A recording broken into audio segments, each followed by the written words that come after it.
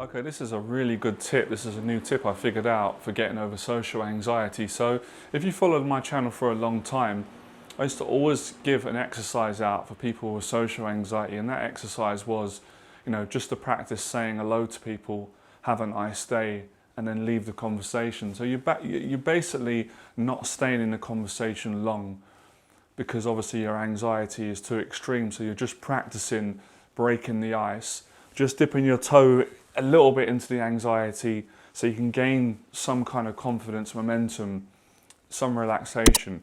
But as the years have gone by, I've realized that there's a much more powerful way which gives you better results and more confidence with talking to people in any social situation.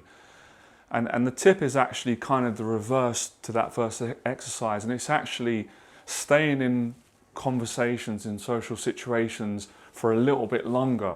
Because let me explain why. If you just say hello to someone, how's your day, and they go, yeah, hi, how's your day, and then you leave, you're not really solving the problem.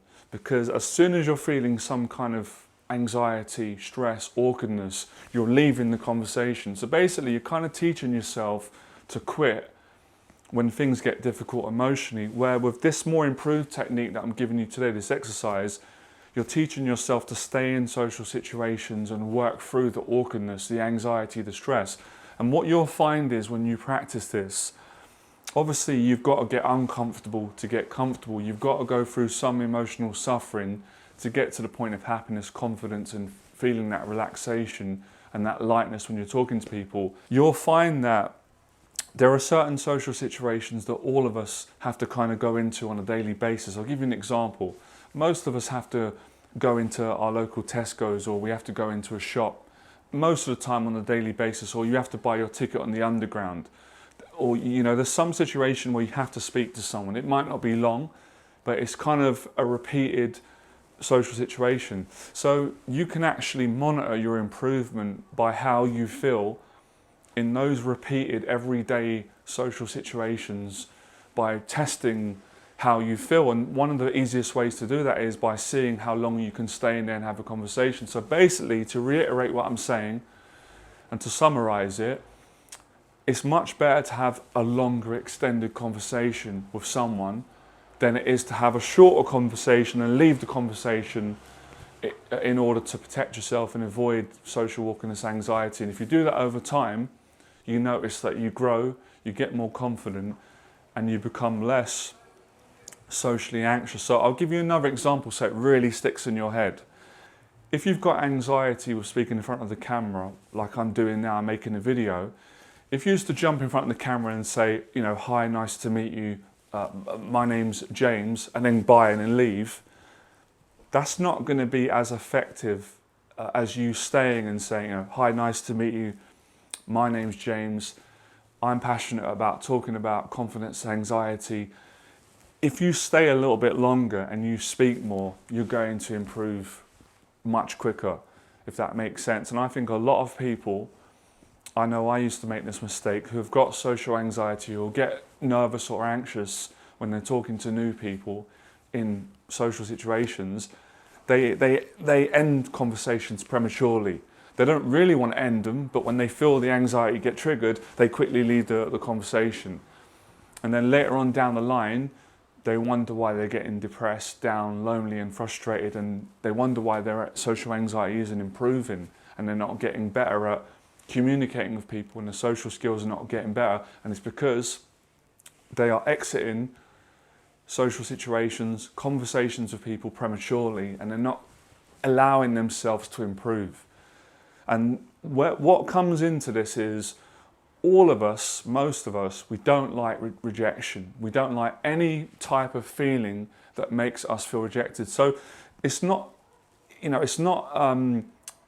factual that if you're in a social situation and you get awkward and nervous and you leave, or you stay in there and you come away feeling humiliated, embarrassed, shamed or defeated or rejected, that's not factual, that's rejection. That's your interpretation.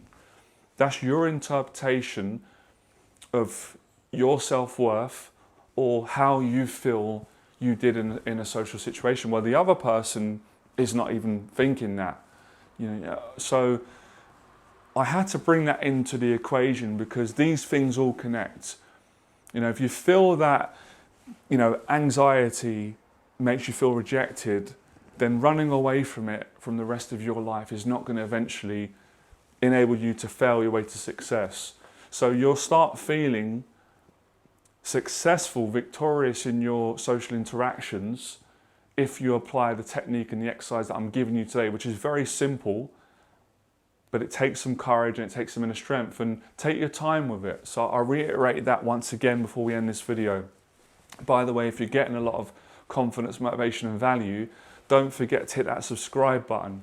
It really helps the channel to grow, and you can like, share, and more importantly, which I love probably more than the subscribers, is leave your thoughts in the comment section below. When this video ends, it doesn't end, we can continue in the comment section. If you've got any questions, I'll try and answer your questions and help you. From today onwards, whenever you get the opportunity to talk to someone, say a little bit more than you usually would. So I'll give you another example again.